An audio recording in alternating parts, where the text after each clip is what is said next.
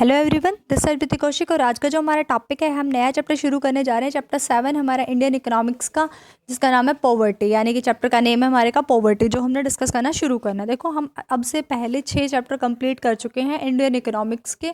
Indian economics में करा रही हूँ टीआर जैन से, ठीक है, 12th क्लास की। तो आई थिंक आप सबको, यानी जो 12th के बच्चे देख रहे हैं उनको तो समझ आ ही रहा होगा कि कहाँ से हम क्या कर रहे हैं। तो अभी हम 7th चैप्टर पे आ गए हैं, जो कि हमारा 7th चैप्टर है पॉवर्टी का। तो हमने सबसे पहले आज स्टडी करना है कि पॉवर्टी होती क्या है, पुअर कौन होता है, और फिर हम पढ़ेंगे कि रिलेटिव पॉवर्टी और एब्सोल्यूट पॉवर्टी ये क्या होती है। तो इन सब के बारे में हमने डिस्कस करना है। तो चलिए शुरू करते हैं। कहता है, अगर मैं तुमसे वैसे सिंपल पूछूं कि पॉवर्टी क्या है, तो तुम सब क्या बोलोगे कि पॉवर्टी मतलब यही कि गरीबी। तो मैं कहूँगी गरीबी क्या। कहता है गरीबी मतलब वही गरीबी कि जिसकी बेसिक नीड्स कंप्लीट ना हो पाए। और बेसिक नीड्स कौन से, कैसा मिनिमम बेसिक रिक्वायरमेंट के अंदर कौन से आ जाएंगी। कहते 5 रिक्वायरमेंट होती हैं बेसिक रिक्वायरमेंट। पहली फूड होती है, दूसरी क्लॉथिंग, तीसरी हाउसिंग, चौथी एजुकेशन एंड फिफ्थ होते हैं हमारी हेल्थ फैसिलिटी।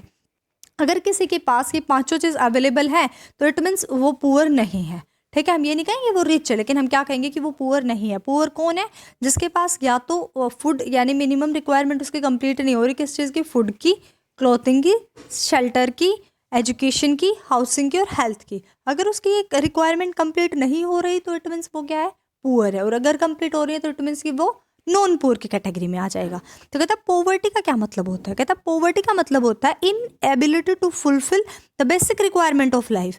कहता है इनेबल होना, यानी कि समर्थ नहीं होना किस चीज़ में, जो बेसिक रिक्वायरमेंट है लाइफ की उनको फुलफिल करने में। अगर कोई भी पर्सन इनेबल रहता है तो वो किसके अंडर आएगा, पॉवर्टी के अंदर। कहता है minimum requirement include food, clothing, housing, education and health facility. यानी 5 की फैसिलिटी याद रखनी है। अगर किसी के पास ये अवेलेबल है तो इट मीन्स वो नॉन पुअर है, और अगर नहीं अवेलेबल है तो इट मीन्स वो पुअर है। कहता है if these minimum needs are not fulfilled man undergone pain and suffering. यानी कि फिर क्या होएगा, फिर जो मैन है वो क्या चला जाएगा, यानी कोई भी इंसान वो उसको पेन होएगा। यानी अगर उसकी रिक्वायरमेंट कंप्लीट नहीं हो पा रही तो वो सफ़र करेगा और उसको पेन भी होगा, ठीक है। कहते हैं there is loss of health and efficiency. और क्या हो जाएगा, उसकी हेल्थ, अगर उसके पास हेल्थ नहीं, हमने बेसिक रिक्वायरमेंट में पढ़ा, उसकी हेल्थ और एफिशिएंसी, उसकी एफिशिएंसी रिड्यूस हो जाएगी अगर वो बीमार है, अगर उसके पास हेल्थ नहीं है तो। कहता है sickness and disabilities render him helpless in all walks of life. और कहता है बीमारी और डिसएबिलिटी उसको ज़िंदगी की हर एक, यानी वॉक में, लाइफ की हर एक वॉक के अंदर पिछाड़ देंगी, उसको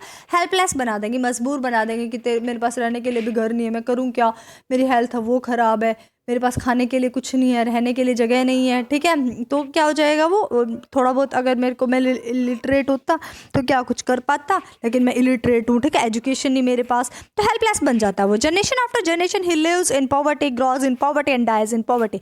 और एक जनरेशन के बाद दूसरी जनरेशन ऐसे ही जन्म लेती है गरीबी में, मरती है गरीब, बड़ी होती है गरीबी में और मर भी जाती है उसी गरीबी में। कहता पॉवर्टी ब्रीड्स और मल्टीपल इटसेल्फ। पॉवर्टी तो नाम ही एक ऐसा है, गरीबी तो नाम ही एक ऐसा है जो कि अपने आप में मल्टीपल्स टाइम यानी कि उभरती जाती है। अगर कोई गरीब है तो उसको उभारने के लिए या तो गवर्नमेंट इनिशिएटिव ले, या फिर उसके पास एजुकेशन आए, यानी अगर उसकी बेसिक रिक्वायरमेंट कंप्लीट हो जाए, अगर वो नॉन पुअर की कैटेगरी में आ जाए तो फिर चांसेस होते हैं कि वो अपनी पॉवर्टी से फिर बाहर निकल जाएगा धीरे धीरे। और चांसेस होते हैं कि वो रिच भी बन सकता है अगर उसके पास ज़्यादा एजुकेशन आ गई। जैसा कि तुमने देखा होगा, बहुत बार ऐसा होता है, न्यूज़पेपर में तुमने पढ़ा होगा कि जो ऑटो रिक्शा वाले के बच्चे ने IAS का एग्ज़ाम क्रैक कर दिया, ठीक है। तो वो क्या मतलब था, पहले वो बेचारे पुअर रहे होंगे, उनके दादा परदादा, उसके बाद उसका जो जिसने ऑटो ली वो बस नॉन पुअर की कैटेगरी तक आया होगा, अब वो फिर IAS बन के क्या बन जाएगा, रिच बनेगा, ठीक है। तो ये कहता है कि पॉवर्टी से ऐसे चांसेस होते हैं कि हम रिच भी बन सकते हैं, लेकिन कब बन सकते हैं, जब कोई उभारने वाला होना चाहिए। यानी पुअर कौन है, जिसकी 5 बेसिक रिक्वायरमेंट कंप्लीट नहीं हो रही, और नॉन पुअर के अंदर जिसकी ये 5 रिक्वायरमेंट कंप्लीट होगी। अब बारी आती है relative poverty and absolute poverty की। अब तुमने पॉवर्टी तो बहुत बार सुना है, हो सकता है तुम कैटेगराइज फर्स्ट टाइम कर रहे हो कि रिलेटिव पॉवर्टी और एब्सोल्यूट पॉवर्टी क्या होती है। होता बहुत ईजी, क्या होता है रिलेटिव पॉवर्टी का क्या मतलब है, हम किसी के साथ ऐसे मतलब बना के देख रहे हैं, रिलेशन बना के कि इसका इसके साथ। रिलेटिव पॉवर्टी का क्या मतलब है, अगर मैं कहूँ कि मेरे पास 10 कार नहीं है, ठीक है, तुम्हारे पास 10 कार, उसके पास इतनी, उसके पास लैम्बोर्गिनी है, मेरे पास बस ऑल्टो, ठीक है, मैं ये बात बोलूँ तो इट मीन्स मैं ये जो कंपैरिजन कर रही हूँ, मैं कह रही हूँ मैं गरीब हूँ। मैं गरीब क्यों हूँ, मेरे पास कार तो है लेकिन उससे छोटी कार है, ठीक है, ये वाली गरीबी है मेरे पास। तो ऐसे वाली गरीबी को रिलेटिव पॉवर्टी बोलते हैं, जो कि क्लास के बेस पे कर रहे हैं, उनकी क्लास हाई है, मेरी क्लास लो है, इस तरीके से करना, रिलीजन के बेस पे करना, ये जो है ये पॉवर्टी रिलेटिव पॉवर्टी है। और एब्सोल्यूट पॉवर्टी वो है जो जिसकी ये पांचों बेसिक रिक्वायरमेंट कंप्लीट नहीं होती, या फिर हम ये कहें जो कि बिलो पॉवर्टी लाइन आता है, वो होता है एब्सोल्यूट पुअर।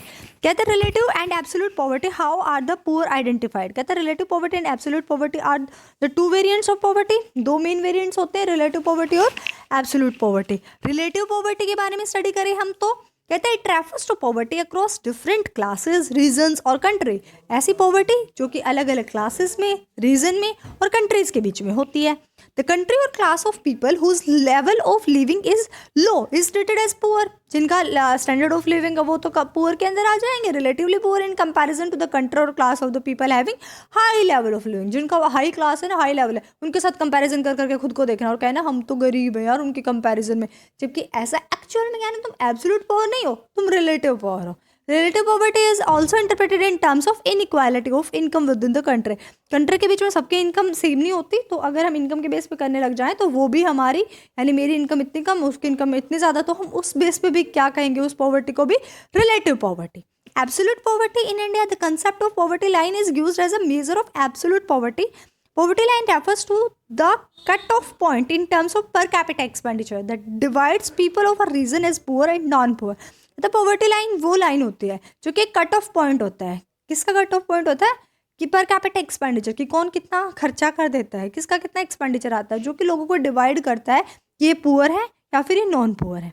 इंडिया के अंदर अगर एक पर्सन 816 यानी 816 रुपये अगर कंजम्पशन पे रूरल एरिया के अंदर, यानी रूरल एरिया के अंदर अगर कोई भी इंसान 816 रुपीज़ कंजम्पशन के ऊपर खर्च कर देता है और अर्बन एरिया के अंदर 1000 रुपीज़ खर्च कर देता है पर मंथ, तो उसको माना जाएगा कि वो are treated as those below the poverty line. तो वो क्या है, पॉवर्टी लाइन के बिलो है। ठीक है, अगर 816 कंजम्पशन पे और 1000 रुपये खर्च कर रहा है वो पर मंथ अर्बन एरिया में रह के, 1000 रुपये और रूरल एरिया में रह के 816 रुपीज़ अगर वो खर्च कर रहा है कंजम्पशन पे पर मंथ, तो हम कहेंगे वो बिलो पॉवर्टी लाइन। और अगर इससे यानी उसने 817, 890 या 1000 रुपये रूरल एरिया में रह के 1000 से अबव अर्बन एरिया में रह के उसने अगर खर्च कर दिया तो इट मीन्स वो नॉन पुअर है, या फिर हम ये कहें कि वो अबव पॉवर्टी लाइन है। Based on the new official poverty line जो 11-12 के अंदर आई, poverty rate is India estimated to be 21.9%। 11-12 में पॉवर्टी की रेट जो इंडिया के अंदर थी वो 21.9% थी।